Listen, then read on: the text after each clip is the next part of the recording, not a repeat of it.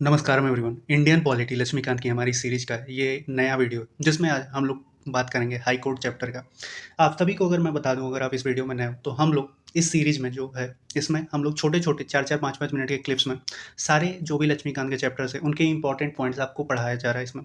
तो वैसे ही आज हम लोग हाई कोर्ट के चैप्टर को डील करेंगे। तो इस चैप्टर में अगर हम बात करें तो हाई कोर्ट जो होता है वो सुप्रीम कोर्ट के नीचे ऑपरेट करता है, वहीं सबॉर्डिनेट कोर्ट है उसके ऊपर ये काम करता है, यानी पहले सुप्रीम कोर्ट, फिर हाई कोर्ट, फिर सबॉर्डिनेट कोर्ट। हाई कोर्ट्स के बारे में और अगर बात करें तो ये एक टॉप जुडिशियल कोर्ट है एक स्टेट के अंदर। और इसके बारे में अगर बात की जाए तो ये जो है, इसका जो ओरिजिन हुआ था वो हुआ था, क्रिएट किया गया था 1862 में by Indian high court act 1861, जहाँ पे कलकत्ता, बॉम्बे और मद्रास के अंदर 1862 में हाई कोर्ट का गठन हुआ था। वहीं 1866 में इलाहाबाद हाई कोर्ट में का एक गठन हुआ था। और अगर हम बात करें कि हमारे कॉन्स्टिट्यूशंस के अंदर हाई कोर्ट का जिक्र कहाँ कहाँ पे है, तो पार्ट 4 जो है हमारे इंडियन कॉन्स्टिट्यूशन का, वो हाई कोर्ट के बारे में बात करता है। Sorry, part 6। और आर्टिकल जो 214 से लेकर 231 है, ये डील करता है हाई कोर्ट के रिगार्डिंग।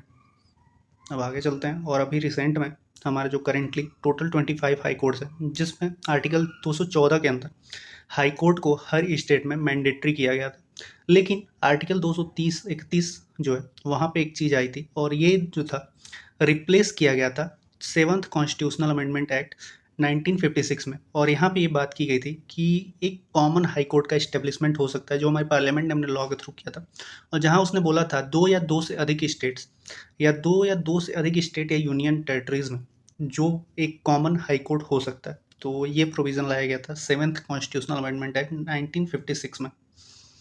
अब अगर हम बात करें कि हमारे सुप्रीम कोर्ट का ज्यूरिसडिक्शन क्या होता है, तो इसका सेम वही ज्यूरिसडिक्शन है जो कि एक स्टेट का टेरिटरी में जो एक तरीके से डिवाइड होता है, वैसे ही अगर आगे और बात करें तो jurisdiction of common high courts, यानी जब दो या दो से अधिक स्टेट्स में या यूनियन टेरिटरीज में एक कॉमन हाई कोर्ट होता है तो उसकी ज्यूरिसडिक्शन कितनी होती है, तो ये भी बिल्कुल वैसे ही same as the territory of state and UT that come under the jurisdiction of high court. वहीं अगर हम बात करें आर्टिकल 230 के बारे में, तो ये बात करता है कि जो पार्लियामेंट है वो लॉ के थ्रू एक्सटेंड या रिड्यूस कर सकता है हाई कोर्ट का ज्यूरिसडिक्शन, इंक्लूड या एक्सक्लूड कर सकता है यूनियन टेरिटरीज को भी। तो यही बात कर रहा है ये आर्टिकल 230। अब हम बात करेंगे कंपोजिशन के बारे में। तो ये जो कंपोजिशन का जो प्रोविज़न है वो आर्टिकल 216 के अंदर आता है, और यहाँ बात कर रहा है कि एक हाई कोर्ट के अंदर एक चीफ जस्टिस होगा और अदर जजेस होंगे। ये नंबर जो होगा वो डिसाइड किया जाएगा हमारे प्रेसिडेंट के द्वारा, और डिपेंड करेगा वर्कलोड के ऊपर। इसके अलावा advice of union council of minister भी लिया जाएगा। View of concern high court and state में बी टेकन इनटू कंसिडरेशन। तो यहाँ पे जो भी कंसर्न हाई कोर्ट है वहाँ का भी व्यू लिया जाएगा, यानी वहाँ जो चीफ जस्टिस है उनसे भी इसके बारे में डिस्कशन किया जाएगा। तो ये था इसके बारे में।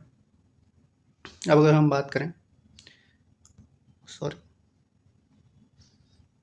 स्क्रीन टच नहीं काम कर रहा। तो यहाँ पे अगर बात करें कि no specific strength, high court के बारे में कोई भी स्पेसिफिक स्ट्रेंथ मेंशन नहीं है।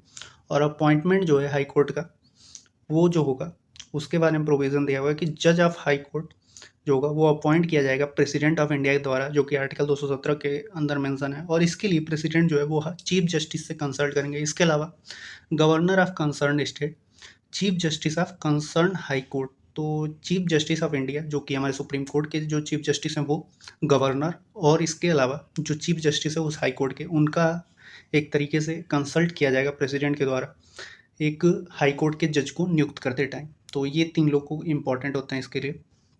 अब हम आगे चलेंगे, और यहाँ बात कर रहा है कि chief justice of high court का अपॉइंटमेंट के बारे में। तो इनका अपॉइंटमेंट भी प्रेसिडेंट ही करता है। इसके लिए कंसल्ट करता है जो इंडिया के चीफ जस्टिस हैं उनका, और जो गवर्नर है उस कंसर्न स्टेट का उनका।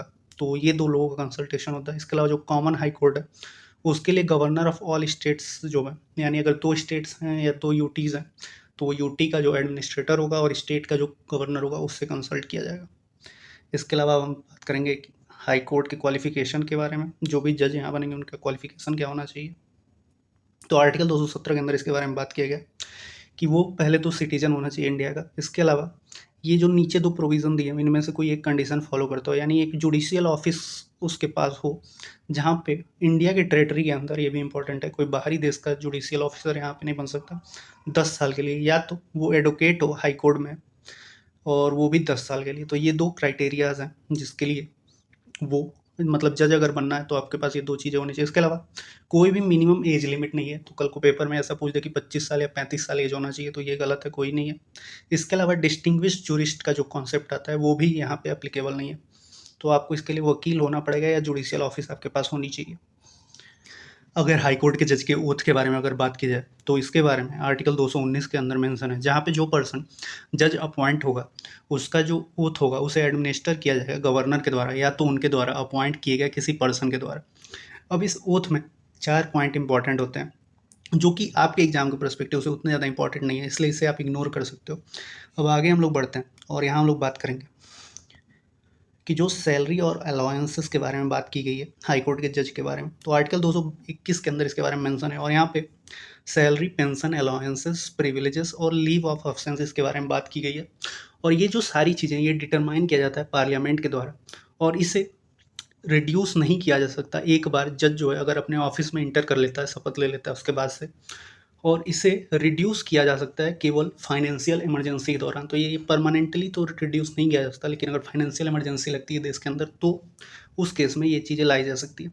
Until law passed by a parliament salary allowances mention in the second schedule, तो यही चीज़ है इसके बारे में। और ये भी याद रखना सैलरी और अलाउंसेस के बारे में सेकंड शेड्यूल जो है उसके बारे में मेंशन है। शेड्यूल के ऊपर ऑलरेडी एक वीडियो बनाया गया है, वो भी आप लोग देख सकते हो।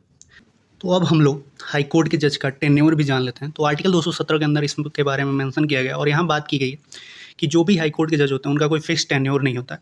इसके लिए टोटल 4 कंडीशंस दी हुई हैं। पहला कि या तो वो अपना ऑफिस 62 साल की एज तक होल्ड कर सकते हैं। इससे पहले ये क्राइटेरिया जो था 62 साल वाला वो पहले 60 था, लेकिन 15वें कॉन्स्टिट्यूशनल अमेंडमेंट एक्ट 1963 के थ्रू ये चेंज किया गया था। ये जो मैंने अमेंडमेंट वाला पॉइंट दिया है, ऊपर भी एक दिया था 7th कॉन्स्टिट्यूशनल अमेंडमेंट वाला, ये दोनों अमेंडमेंट आपकी यूपीएससी के लिए तो उतना इंपॉर्टेंट नहीं है, लेकिन स्टेट पीसीएस का अगर एग्जाम को प्रिपरेशन करो तो आपके लिए इंपॉर्टेंट हो जाता है। तो ये दोनों रट लेना अगर स्टेट पीसीएस देना है आपको तो।